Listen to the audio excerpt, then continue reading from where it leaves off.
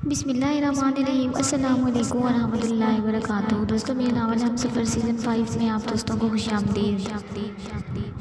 बाप का साया उठने के बाद शौहर को भी मारकर इस सनान की ज्वाली में गिरना चाहती हो। इसके पीछे से बाजू पकड़ के दबाव बढ़ाते हुए दबे हुए लहजे में कहा था, अरहान छोड़ो मुझे। इसकी आंखों में नमी आई थी।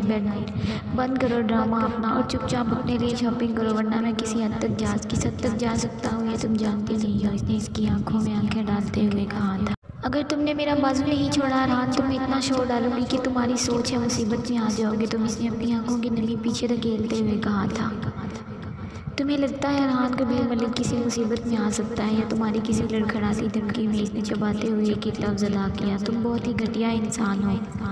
इसकी आंखों से दो मोती टूट कर गिरे थे। इसकी बाजू सुन हुई थी। इसकी पकड़ से इसे लग रहा था शायद इसकी बाजू में अब खून गर्दिश ही ना कर सके, इतनी सख्त थी अरहान की गिरफ्त। अभी दिखाया ही कब है मेरी जान, घटियापन रात को दिखाऊंगा तब तुम्हारा कहना भी बनेगा। इसने इसका बाजू छोड़ते इसकी आंखों पर अपनी पॉकेट से ग्लासेस निकाल कर लगाते हुए कहा था और फिर बड़ी नरमी से इसका गाल थपथपाया। Hello sir, may I help you? Sale girl ने इसके पास खड़े होकर पूछा था। Yes sure, can you share some casual and party wear for dresses? Arhan ने मुस्कुराकर सेल गर्ल को कहा। Yes sure, come sir with me, sale girl ने कहा था और वो इसकी हमनवाई में अमल का हाथ पकड़े चल पड़ा। अरहान ने इसे बहुत सारे ड्रेसेस, परफ्यूम, जूते और अपनी पसंद की 3-4 साड़ियाँ लेकर दी थी। ना चाहते हुए भी अमल इसके साथ बंदी ये सब बर्दाश्त कर रही थी। सब कुछ तो अरहान कबीर मलिक की पसंद का था। तुम यहाँ रुको, मैं आता हूँ, फिर चलते हैं। वो इसे बुटीक में खड़ा करके जाने कहाँ चला गया था। मैम, योर हस्बैंड माशाल्लाह dashing and your couple also very pretty, अल्लाह protect both of you from evil eyes. Sale girl ने इमल को दिल से दुआ दी थी। Thank you so much, Arhan ने पीछे से आते कहा था और अपने वॉलेट से जाने कितने ही हजार के नोट निकाल कर इस सेल गर्ल को पकड़ाए थे। नो सर, मैंने इसलिए तो आपकी तारीफ़ नहीं की, मैंने भी आपको इसलिए नहीं दिए ये कि मैं आपने हमारी तारीफ़ की, लिए दिए कि जिस ट्यूशन और काइंडनेस से आपने हमें डील किया, ये इसका छोटा सा इनाम। इसने मुस्कुराते हुए सेल्स गर्ल की खुशफहमी दूर की थी। थैंक यू सर, वो कहते आगे बढ़ गई। इमल ने इसके मुस्कुराने पर इसके चेहरे पर पड़ते डिम्पल्स को फिर से गैर इरादी तौर पर चोर नज़रों से देखा था।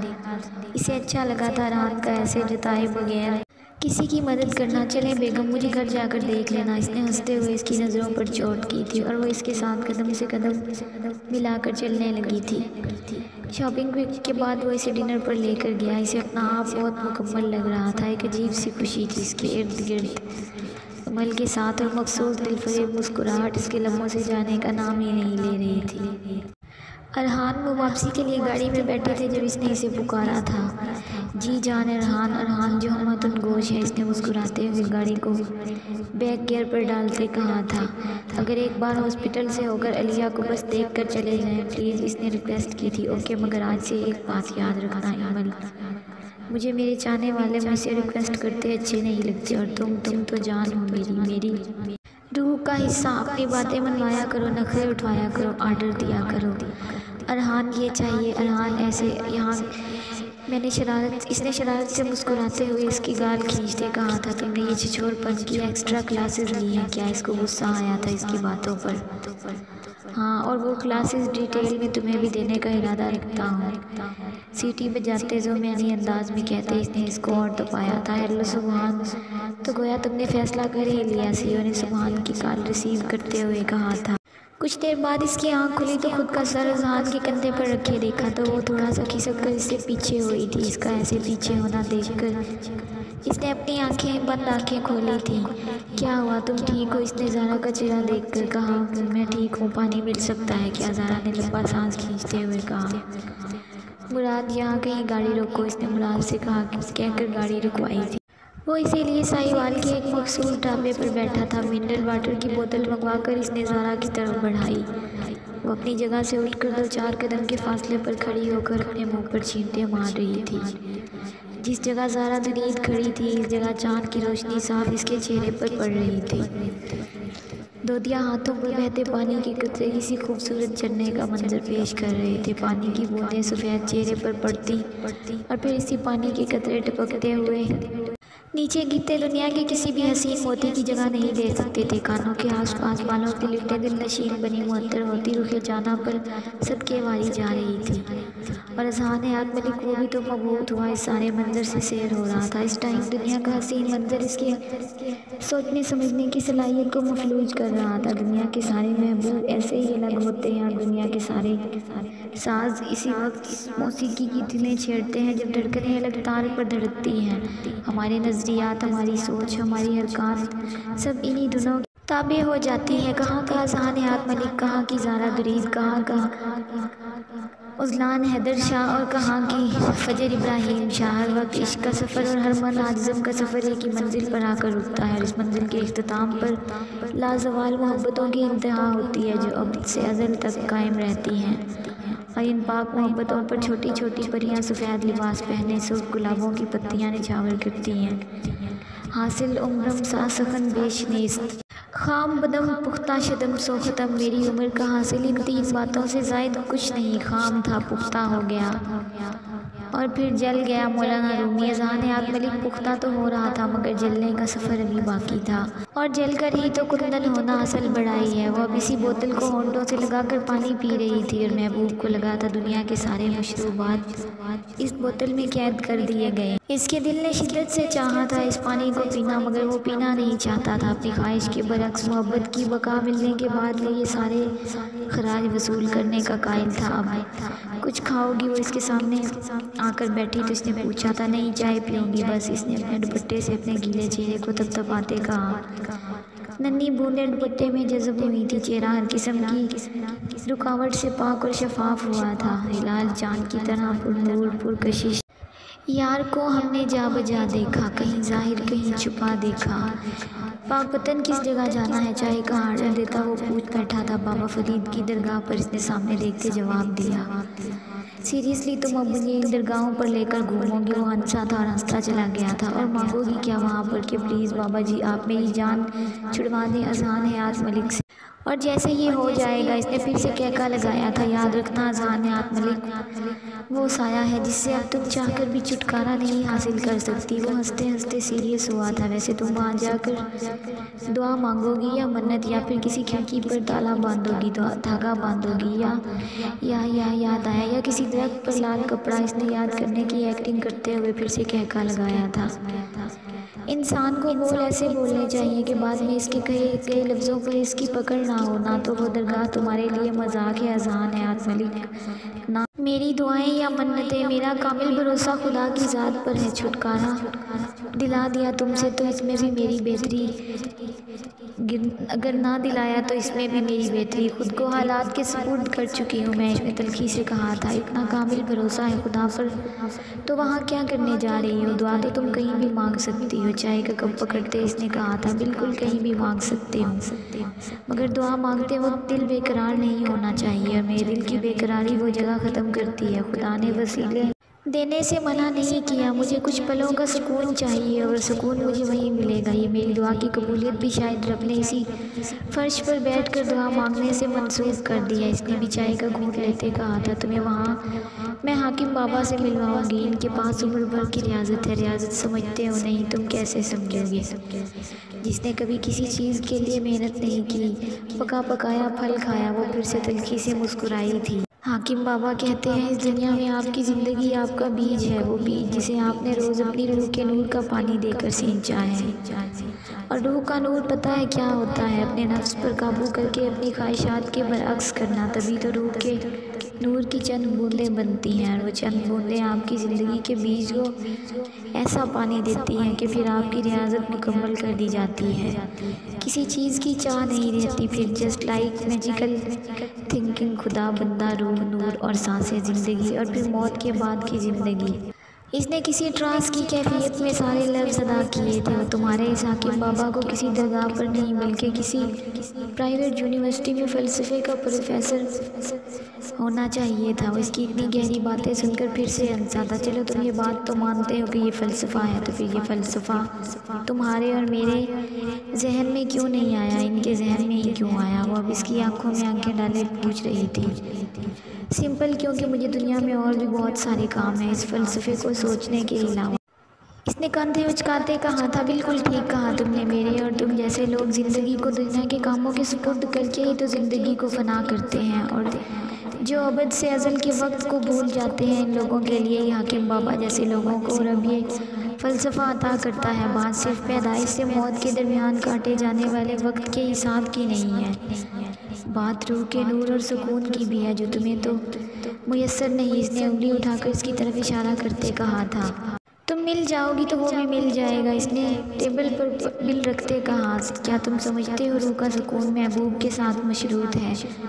इसने चलते चलते सवाल किया, मैं बस ये जानता हूँ कि अल्लाह ने इस दुनिया में आपके लिए किसी न किसी शय को सुकून का ज़रिया बनाया है, और मेरे सुकून का ज़रिया ज़ारा दुरीद का मेरे आसपास होना है। इसने लंबी सांस खींचते इसकी तरफ का गाड़ी का दरवाज़ा खोलते हुए कहा, ज़ारा दुरीद तुम्हें ना मिली तो वो गाड़ी स्टार्ट होते पूछ बैठी थी, हो ही नहीं सकता ऐसा, वो पुख्ता यकीन से बोला था। इतना गरूर है तुम्हें अपनी ताकत पर, इसने नरम लहजे में कहा। ताकत पर नहीं, अपनी मोहब्बत पर, अपने जज्बात पर, अपनी धड़कनों पर, जो पहली बार किसी मनचले के सौदे की तरह बाइख्तियार होते हुए भी तुम्हारे मामले में बेकरार रही हैं। कुछ देर पहले तुमने ही तो कहा था मेरी बेकरारी को सुकून इस दरगाह में जाकर मिलता है, तो मेरे लिए तुम किसी दरगाह से कम नहीं हो। मेरी बेकरारी को सुकून तुम्हारी मौजूदगी से मिलता है। अब तुम खुद को दरगाह बना लो, बाजार या दारा दुरीद, बात तो एक ही है। मेरी तशनगी का सद्देबाब तुमसे मखसूस है। तुम ही रियाजत हो, तुम ही जुनून और तुम ही सुकून। वो बड़ी नरमी से इसके चेहरे का तवाफ़ करते बेचैन होता कह रहा था, और ये पहली बार था कि जब ज़ारा ने इसके चेहरे को बड़ी दिलजमी और गौर से देखा था। काले रंग के शलवार सूट में, गले में चादर डाले, बाजुओं को फोल्ड किए, गंदमी रंगत पुरकशिश चेहरा, मगरूर खड़ी नाक, बाल माथे पर गिराए, वो किसी मासूम रियासत का शहज़ादा लग रहा था, मगरूर शहज़ादा। वो दिल का बुरा नहीं था, इसकी बातें इसके दिल की अक्कासी कर रही थी, मगर ज़ारा दुरीद पिघलना नहीं चाहती थी।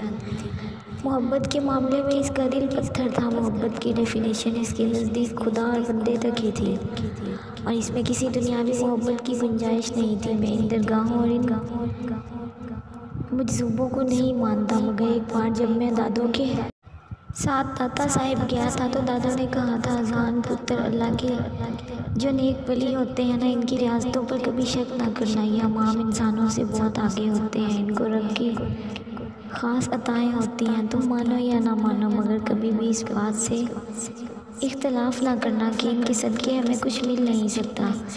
तो चलो फिर आज दादों की बात को ही क्यों ना आजमाया जाए, अपने मकसद की डोर को ज़ारा दुरीद के मकसद की डोर से बांधने की इल्तिजा की जाए। इसने हंसते हुए कहा था, ऐसा कभी भी मुमकिन नहीं होगा। ज़ारा ने दिल से सोचा, कहाँ तक पहुँचे हो माहिर? सुभान ने इसे कॉल करके कहा, हाँ मैं तो पहुँच गया हूँ, मगर तुम श्योर हो कि ये सब करना ठीक रहेगा? माहिर ने सुभान से पूछा था। हाँ मैं श्योर हूँ, मेरे अलावा अब इसे इस दलदल से कोई नहीं बचा पाएगा। मुझे इस वक्त बस एक ही परवाह है, और वो है ज़ारा दुरीद की ज़िंदगी इस सफ़ाक इंसान से बचाना, और हयात मलिक को इसकी औकात दिखाना। सुभान ने एक एक लफ्ज़ पर ज़ोर डालते कहा था, मैंने सब इंतज़ामात कर लिए हैं, ज़ारा अभी आने वाली होगी, बाकी अब तुम पर है। मैं दुआ करूँगा कि अज़ान हयात मलिक के आने से पहले तुम अपने इस मजबूत रिश्ते को की वजह से इसको बचा पाओ। माहिर ने भी पुख्ता यकीन से कहा था, देखो जब ज़ारा आए तो मुझे कॉल करना, मैं बाकी के इंतज़ामात की अपडेट तुम्हें दे दूँगा। आज इस मामले को हर हाल में ख़त्म करना है, आज या आर या पार। डरना नहीं है, अब डट कर मुकाबला करना है। मैंने तुम्हें कहा था ना, इनके दरमियान रहकर ही हम इनसे छुटकारा हासिल कर सकते हैं, सुभान ने जोश से कहा था। बिल्कुल, और आज हम इस सारे ड्रामे से आज़ाद हो जाएंगे। आज दुनिया में एक नई मिसाल कायम होगी, जिनके भाई नहीं होते वो भी इस दुनिया में इज़्ज़त से रह सकती हैं। इन्हें माहिर और सुभान जैसे पाक रिश्ते वाले भाई मिलते हैं, जो अपनी बहनों के लिए हर मुश्किल के आगे डट जाते हैं। सुभान तुम्हारा रिश्ता वाकई पाक है। ज़ारा से, इमल से, रलिया से माहिर ने इसके हौसले की तारीफ़ की थी। सुभान जाफिर रिश्ते बनाता नहीं है, मगर जब बनाता है तो इनकी हिफाजत करना भी जानता है, इसने अज़म से कहा था। अच्छा जब तुम्हें ज़ारा मिले तो मुझे कॉल करना, ओके फिर नेक्स्ट प्लान बताऊंगा। इसने कहते कॉल बंद की थी। रात के 2 बजे इनकी गाड़ी दरगाह के सामने खड़ी थी। दरगाह के माथे पर साफ और वाज़ेह अल्फाज में लिखा था दरगाह ख्वाजान ख्वाजा हज़रत बाबा फ़रीद। वो जब भी आती थी इस नाम को पढ़कर मुस्कुराती थी। आज भी इसकी पहली नज़र इस नाम पर पड़ी थी। इसके लंबे साख्ता मुस्कुराए थे। यहाँ से इसके सुकून का सिलसिला शुरू हो जाता था। जहान ने इसकी नज़रों की ताक़ुब में देखा और इस नाम को ज़ेर लब दोहराया। आज मामूल से ज़्यादा रौनक थी। वहाँ इतनी गहरी रात होने के बावजूद गहमा गहमी थी। वो औरतों के लिए बनाए गए दाखिली रास्ते की तरफ बढ़ी थी कि जहान ने पीछे से इसकी कलाई थामी। कहाँ इसने इसके यूँ अकेले जाने पर पूछा था। घबराओ नहीं, भागने नहीं लगी, तुम इस रास्ते से जाओगे और मैं वहाँ से जहाँ से बाकी ख़वातीन जा रही हैं। अंदर जाकर हम एक दूसरे के साथ हो जाएंगे और तुम मुझे अपने रास्ते से जाते भी देख सकोगे। मैं तुम्हें यहाँ से नज़र आ जाऊँगी, डोंट वरी। इसने इसे तफसील से बताया था। ठीक है मुराद, तुम यहाँ रुक कर इंतज़ार करो, हम कुछ देर तक आते हैं। जहान ने मुराद को हुक्म दिया था। जी छोटे मलिक साहिब, मुराद ने कहा। वो इससे अलग होती 15 कदम की राहदारी से गुजर कर इसके सामने आई थी। दाखिली दरवाजे के दाएं और बाएं जानिब पुलिस के पहरेदार ऑन ड्यूटी थे। 5 कदम की दूरी पर जूते रखने वाले अपनी ड्यूटी सर अंजाम दे रहे थे। ज़ारा ने अपने जूते उतारे तो जहान ने भी इसकी देखा देखी जूते उतार दिए। जूते वाले ने टोकरी में जूते रखी और टोकन देते हुए कहा 50 रुपये हो गए बाबू। जहान ने वॉलेट निकाल कर पैसे दिए। वो किसी ट्रांस की कैफियत में ज़ारा के पीछे पीछे चल रहा था।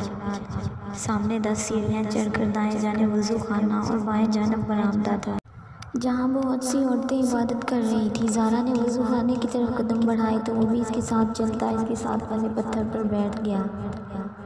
जैसे जैसे वो वज़ू कर रही थी वो भी इसके साथ वज़ू कर रहा था। इसने वज़ू के बाद शहादत की उंगली उठाकर अशहदु अल्ला इलाहा इल्लल्लाह कहा तो वो भी इसकी देखा देखी इसके कहे गए जुमले दोहरा गया। चले वो अपने गीले चेहरे से इसकी तरफ देखते बोली थी। इसने इसे देखकर बस सर हिलाया था। हल्की हल्की बड़ी हुई शेव गीली हुई थी। आगे माथे पर गिरने वाले बाल भी हल्के हल्के गीले थे। पलकियाँ भी नम थी। अज़ान आत मलिक एक औरत की खुद सबुर्दगी में था। वज़ू खाने से निकल कर 10 सीढ़ियाँ और ऊपर चढ़ी थी। इन्होंने सामने दरगाह का अहाता था जिसकी एक तरफ वसी अरीज़ आलीशान मस्जिद और दूसरी तरफ चंद कब्रें थी। वो इसके साथ चलती थोड़ा आगे दाएं तरफ आई थी। यहाँ दाएं जानिब बाबा फ़रीद की जर्री थी। एक जानिब मर्दों का बरामदा और दूसरी जानिब औरतों की इबादतगाह के लिए बरामदा बनाया गया था। सीन की एक साइड बरामदे से बिल्कुल सामने महफिल समा हो रही थी। बहुत से हाज़रीन आंखें बंद किए इन अक़वाल हज़रात के अल्फाज़ों को दिल में उतार रहे थे।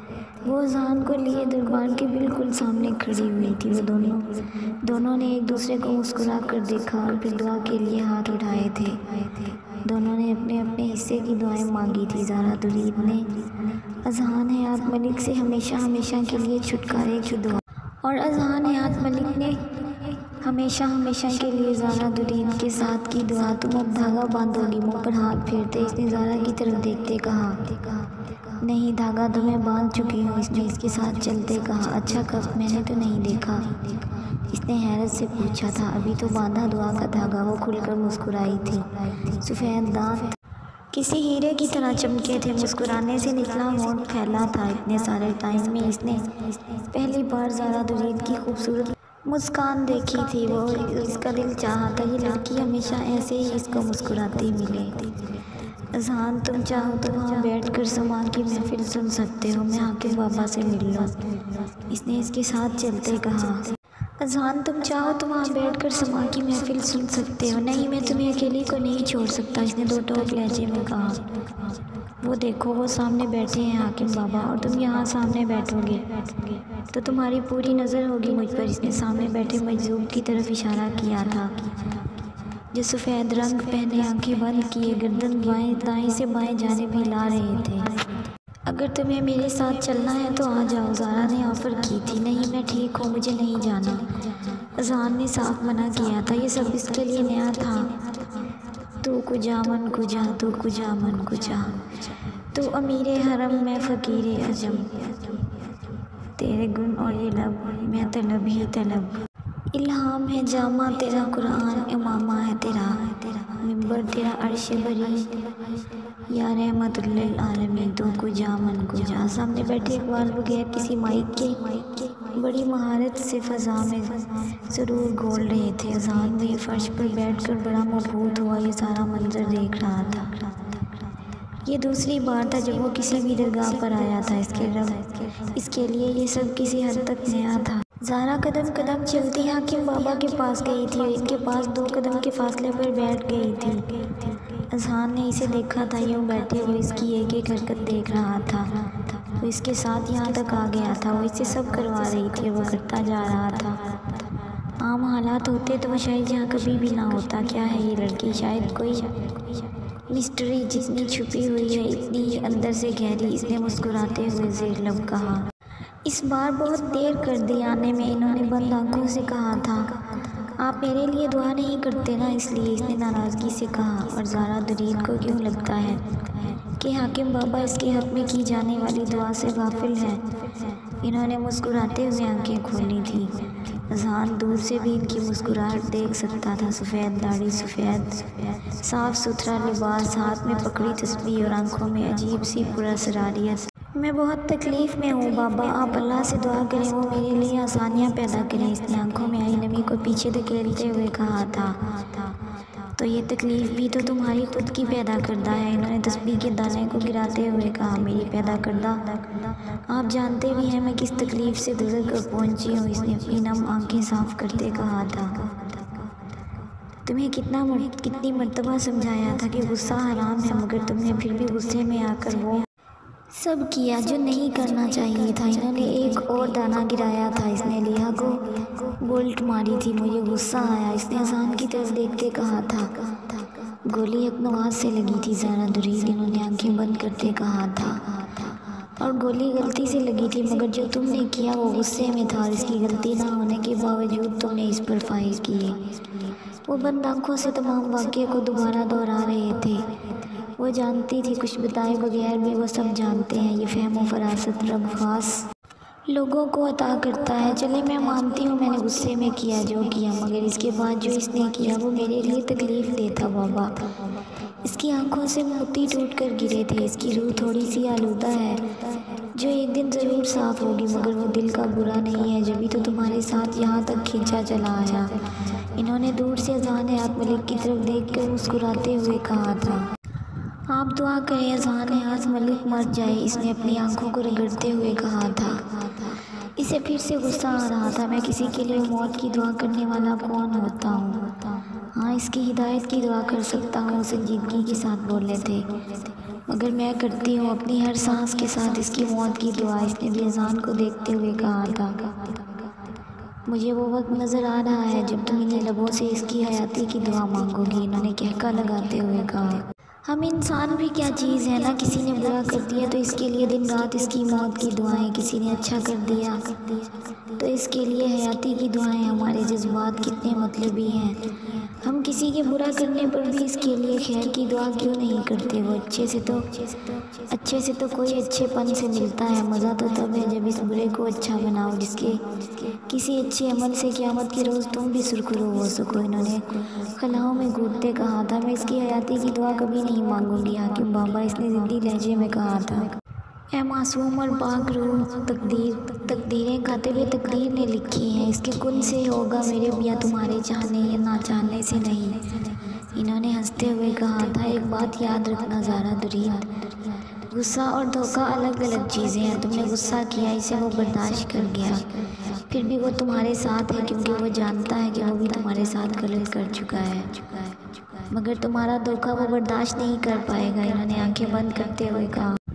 मेरे पास और कोई रास्ता नहीं है हाकिम बाबा, इसने सर्द लहजे में कहा। धोखा कोई रास्ता नहीं होता ज़ारा दुरीद, इनके चेहरे की नरमी बरकरार थी। मुझे इस टाइम में यही सही लग रहा है तो मैं यही करूँगी, आप मेरे लिए दुआ करना, इसने इल्तिजा की।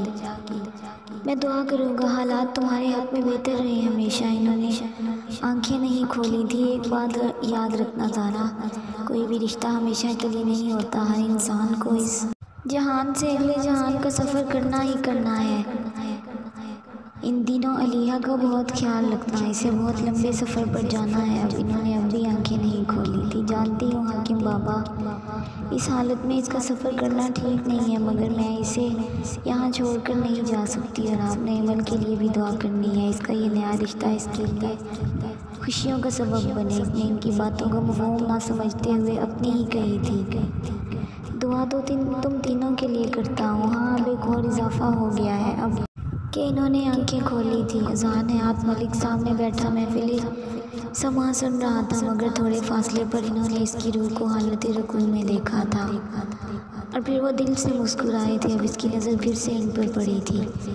इस मजदूर को खुद की तरफ देखा तो वो उठ खड़ा हुआ, इनके पास चला आया। चले ज़ारा, इसने इनके पास खड़े होते कहा था। अल्लाह हाफिज़ हाकिम बाबा, कहते वो उठ खड़ी हुई थी। हाकिम बाबा ने बंद आँखों से सर हिलाकर इसे जाने की इजाज़त दी थी। वो इसके साथ चलती राहदारी तक आई थी, जहाँ एक लड़का न्याज बांट रहा था। जान जाओ, वो लेकर आओ मेरे लिए, इसने चावलों वाले शापर की तरफ इशारा करते कहा। तुम पागल हो, मैं नहीं जा रहा। पता नहीं कैसे बनाया होगा ये सब, इसने साफ इनकार किया था। प्लीज़ अज़हान, ये बहुत मज़े के होते हैं। मैं जब भी बाबा के साथ आती थी वो मुझे लेके देते थे। मैं नहीं जा रहा, प्लीज़ तुम जाओ, मेरे लिए लेके आओ। अच्छा ठीक है, मैं जाता हूँ। वो गया था और उस लड़के से जाके न्याज वाला शापर लेके आया। शुक्रिया, तुम खाओगे? इसने हाथ से चावल मुंह में डालते हुए कहा। नो थैंक्स, इसने बुरा सा मुंह बनाया था। खा कर तो देखो अज़हान, बहुत मज़े के हैं। इसने अपने हाथ से चावल इसके मुंह में डाले ज़बरदस्ती, और ना चाहते हुए भी इसे खाने पड़े थे। यार ये तो मज़े के हैं। इसको टेस्ट अच्छा लगा था तो इसने तारीफ़ की थी, है ना, मज़े के हैं। और बाबा दरगाह की इस तरफ की जो सीढ़ियाँ हैं ना, वहाँ बैठ कर खाते थे। वो इसको अपने साथ लिए पिछली सीढ़ियों की तरफ आई थी, मगर ज़ारा यहाँ कुछ अंधेरा नहीं और लोग भी नहीं है। इसने सीढ़ी पर बैठते हुए कहा था। असल में रात है ना, इसलिए तुम्हें ऐसा लग रहा है। दिन में यहाँ बहुत चहल पहल होती है। इसने चावल मुंह में डालते हुए कहा। तुम काफ़ी खुश हो जाती हो यहाँ आकर, इसने भी चावल मुंह में डालते हुए कहा था। हाँ, मुझे बहुत सुकून मिलता है, इसने मुस्कुराते हुए कहा था। मैं चाहता हूँ तुम ऐसे ही हमेशा खुश रहो, इसने इसका बायां हाथ अपने हाथ में लेते कहा। वो दोनों इस टाइम बहुत नाइमर लग रहे थे, बात करते ऐसे जैसे इनके दरमियान कभी कोई खलिश ना रही हो। इसलिए पीछे से आकर किसी ने अज़ान की गर्दन में इंजेक्शन इंजेक्ट किया था और वो बुरी तरह तड़पा था। ज़ारा का चेहरा इसकी आंखों के सामने धुंधला होता चला गया था और इससे पहले वो लड़क कर सीढ़ियों से नीचे गिरता, ज़ारा ने खींच कर इसका सर अपनी गोद में रखा था। अज़ान के चेहरे पर तकलीफ़ के आसार थे। इसके दिल को कुछ हुआ था। वो इसे तकलीफ़ नहीं देना चाहती थी, मगर वो इस सब से भी छुटकारा चाहती थी।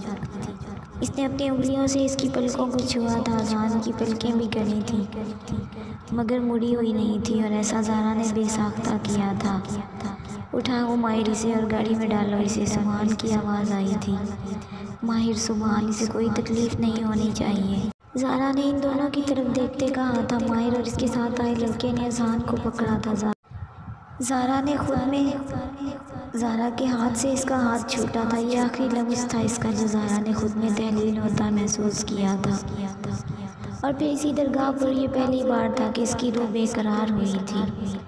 माहिर, मैं ज़ारा को लेकर निकलता हूँ, तुम ऐसा करो, इसे किसी बेआबान जगह पर छोड़ कर आओ।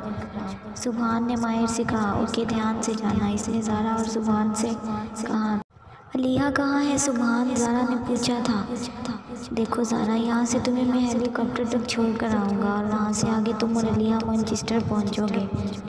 तुम फिक्र ना करना, वहाँ से मेरा दोस्त है नौफल, वो तुम्हें रिसीव करके अपार्टमेंट तक पहुँचा देगा। मैं इंशाल्लाह तुम लोगों से कल मिलूँगा। हाँ, इसने सारी बात बताई थी ज़ारा को। क्या मतलब कल मिलता हूँ? तुम हमारे साथ नहीं चल रहे? इसने परेशान होते हुए कहा था। देखो ज़ारा, अगर मैं अभी तुम लोगों के साथ गया तो यार इन लोगों को शक हो जाएगा। ऐसे इनको यही लगेगा तुम अकेली अलिया को लेकर गायब हो गई हो और हम सब अनजान हैं। सुभान ने गाड़ी में बैठते हुए इसे समझाया। ओके ठीक है, इसने हामी भरी थी। कल जब वो अलिया के चेकअप के लिए इसके रूम में गया था तो इसने ज़ारा को इशारा किया था कि वो दोबारा इससे मिले। वो अज़ान से अलिया की रिपोर्ट लाने का झूठ बोलकर दोबारा सुभान के कैबिन में गई थी और फिर सुबहान ने ज़ारा से कहा था कि वो किसी भी तरह अज़ान को शहर से दूर किसी वीरान जगह पर ले जाए तो वो इसको बेहोश करके ज़ारा को गायब कर सकते हैं और फिर इस मुल्क से दूर कहीं भेज सकते हैं जहां वो अलिया के साथ सुकून से रह सके। बहुत सोचने के बाद ज़ारा ने कहा था कि वो वैसे भी बाबा फरीद की दरगाह पर जाने का अज़ान को कहने वाली है क्योंकि इसने हाकिम बाबा से मिलना है। तो अगर वहाँ ये प्लान कामयाब हो सकता है तो वो इसको फॉलो करेगी। सुबहान, माहिर, माहिदा तीनों ने हामी भरी थी और इस तरह वो इसे दरगाह पर लाने और फिर इसे बेहोश करने तक कामयाब हो गए थे। तुम ठीक हो? सुबहान ने इसके परेशान चेहरे को देखते हुए कहा था। हाँ मैं ठीक हूँ, मुझे अंदाज़ा नहीं था कि हमारा प्लान इतना सक्सेसफुल हो जाएगा। ज़ारा ने गाड़ी के शीशे से सामने देखते हुए कहा। जब अल्लाह मदद करता है तो सब कुछ हो जाता है, बस इसकी मदद और इंसान की सच्चाई शामिल होनी चाहिए, इसने खुशकुन लहजे में कहा था। ज़ारा ने सर हिलाया था। क्या बात है, तुम इससे जान छूट जाने की वजह से खुश नहीं हो? सुबहान ने इसके चेहरे को खोजती नज़रों से देखते कहा जहाँ खुशी की बजाय परेशानी थी।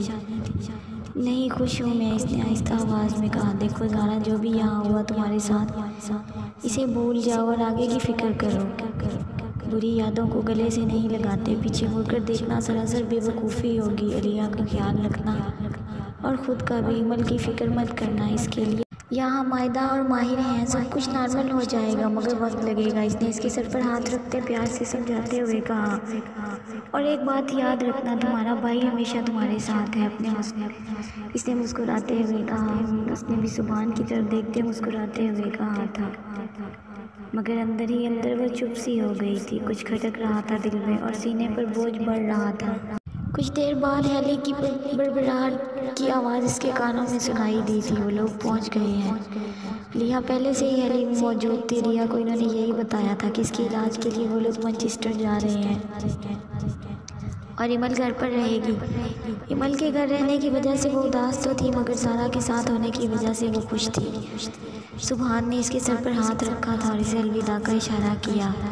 वो लिया के साथ हेली में बैठ गई थी और कुछ देर के बाद हेली ने फ़ज़ाओं में उड़ना शुरू कर दिया था। ज़ारा खिड़की से नीचे दूर ज़मीन पर किसी शनासा चेहरे की झलक देखने के लिए बेताब हो रही थी।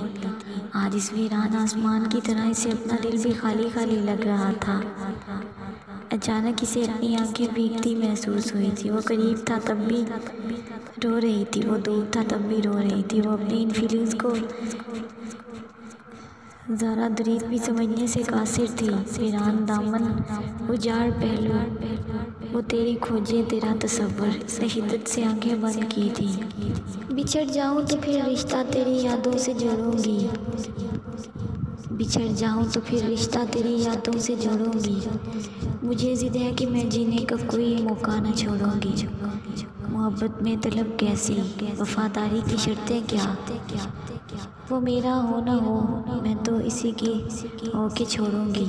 माहिर से शहर से दूर किसी वीरान कब्रिस्तान की मनहदम कब्र पर छोड़ गया था। वो अज़ान हयात मलिक जो नरम गुदाज बिस्तर पर शान से सोता था, आज किसी मनहदम कब्र पर आड़ा तिरछा होशो हवास से बेगाना पड़ा था। मिडले जैसा अंधेरा हुआ था।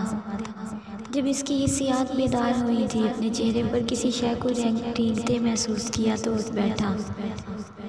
नीम अंधेरे में आसपास नज़र दौड़ाकर वो समझने से कासिर था कि वो कहाँ है। चेहरे पर हाथ मारकर इस शय को हटाया तो कमीज़ के अंदर कुछ चढ़ता महसूस हुआ। या अल्लाह, मैं कहाँ हूँ, बेसाख्ता इसके मुंह से निकला था। गर्दन के ऊपर किसी रस्से को लिपटते देखा था। हाथ बढ़ाकर पीछे किया तो काला सांप फन फैलाता इसकी टांगों पर आकर गिरा था। खौफ के मारे चीख निकली थी और वजूद कांपने लगा था। इसे हमेशा से सांपों से डर लगता था। सांप टांग से लिपटना शुरू हुआ तो दूसरे हाथ और कांपते वजूद के साथ इसे खींचकर दूर फेंका। वो फिर से फन फैलाए सामने आ बैठा था। वो अपनी जगह से उठकर इससे दूर हुआ। अब चूंकि थोड़ी थोड़ी रोशनी बढ़ने लगी थी तो खुद को किसी गहरे कब्रिस्तान के वस्त में पाया। दिल डूब कर उभरा, कहाँ था, कहाँ आ गया था। हेल्प मी प्लीज़, कोई मेरी मदद करो। आंखों में नमी और कांपते वजूद के साथ गिरता पड़ता वो वहाँ से उठा था। सर बुरी तरह चकरा रहा था, सांसें तेज़ हो रही थी। आसपास कोई ज़ीरू नहीं था। ये शहर खामोशा था और दूर दूर तक वहशत के साए थे। अभी 2 कदम चला ही था कि फिर से इसी सांप को सामने बैठा देखा रोकर। रेशा रेशा लर्ज उठा था। पीछे जहाँ तक नज़र जा रही थी कब्रें ही कब्रें थी। आगे जहाँ तक नज़र जा रही थी कब्रें ही कब्रें थी। चाह कर भी वो अपने लिए रास्ते का तयन नहीं कर पा रहा था। किससे भाग रहे हो? अज़ान-ए-आत मलिक साहब ने इसकी खुद की शक्ल इख्तियार की थी। मुझे घर जाना है। मुझे ज़ारा के पास। पहली बार ज़िंदगी में अज़ान-ए-आत मलिक के लफ्ज़ लड़खड़ाहट का शिकार हुए थे। यही तुम्हारी असल है। देखो अपने इर्द गिर्द नज़र दौड़ाओ। ये सब लोग भी कभी तुम जैसे थे, जीते जागते मिट्टी के पुतले। और फिर ये सब अपनी असल की तरफ लौटे। तुम भी लौटोगे। नहीं प्लीज़ चुप हो जाओ। मेरी ज़ारा कहाँ है? इसे कोई ले गया होगा। ज़ारा ज़ारा। वो दोनों कानों पर हाथ रखे बच्चों की तरह चिल्लाया था। मुझे ज़ारा को बचाना है। इसे कोई नुकसान न पहुंच जाए। वो कानों पर हाथ रखे अंधाधुंध दौड़ा था। ठोकर लगी, गिरा, माथा पत्थर से टकराया था।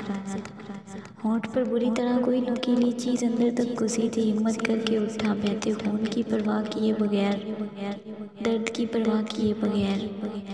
याद था तो बस इतना कि ज़ारा दुनीस को बचाना है। अज़ान-ए-आत मलिक जिसे ज़िंदगी में कभी कांटा तक नहीं चुभा था, वो बहते खून के साथ ईरान कब्रिस्तान में रोता ज़ारा ज़ारा करता वहाँ से निकलने के लिए रास्ता ढूंढ रहा था। या अल्लाह प्लीज़ मदद फरमा। इतने सालों में पहली बार था कि इसने रब को पुकारा था, मदद मांगी थी। अज़ान प्लीज़ मुझे जाने दो अलिया के पास। वो मेरे बगैर मर जाएगी। इसकी आंखों के सामने ज़ारा का चेहरा लहराया था। वो भी तो ऐसे ही इल्तिजा कर रही थी। इससे बेशक अल्लाह अपने बंदे की तकलीफ़ का बदला ले लेता है। अल्लाह ने बता दिया था अज़ान को। इसके इस दिन ज़ारा का वो हाकिम बना बैठा था। तो आज अज़ान-ए-आत मलिक का हाकिम वो खुद था। आज इसकी बेबसी की इंतहा थी। आज इसके आसपास कोई रिश्ता, कोई नाता नहीं था। ना ही नौकरों की फ़ौज थी। वीरान मीलों तक फैले कब्रिस्तान में आज खुदा ने अज़ान-ए-आत मलिक को ये बाबल करवाया था कि वो किस गुमान में जी रहा था। वो क्यों सबका खुदा बना बैठा था? वो आदमियत के नशे में अपनी औकात क्यों भूल गया था? इसे ये याद रखना चाहिए था कि वो खाकी है। इसका वजूद खाकी से बना है और इसे खाक में ही पलटना है। दौड़ते दौड़ते इसका सर चकराने लगा था। इसे लगा जहाँ से इसने दौड़ना शुरू किया था वो फिर से वहीं पर आकर खड़ा हो गया था। मुझे माफ़ कर दे मेरे मालिक, बेसाख्ता लबों से निकला था। अज़ान बेटा आयतुल कुर्सी पढ़ो, डर नहीं लगेगा। इसके कानों में दादों की आवाज़ गूंजी थी। इसने रोते हुए आयतुल कुर्सी पढ़नी शुरू की और फिर से वो दौड़ने लगा था। इसे लगा था वो आज यहाँ से ना निकला तो मर जाएगा।